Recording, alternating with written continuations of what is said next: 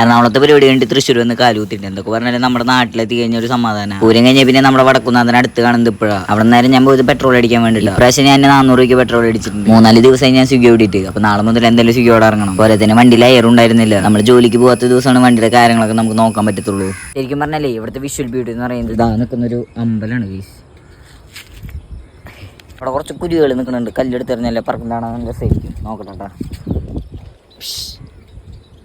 ഓ മുഞ്ചി ഞാൻ ഒന്നുകൂടി കല്ലെടുത്ത് എറിയാൻ പോകണം. നോക്കോ.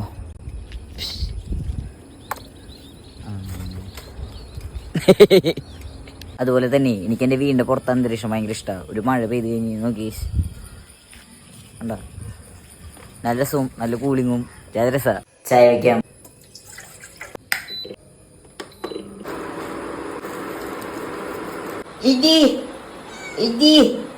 നോക്കടി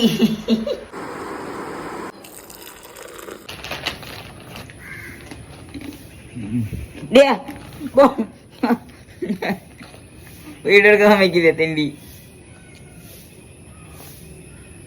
ഓ സ്വർഗം. Bye guys.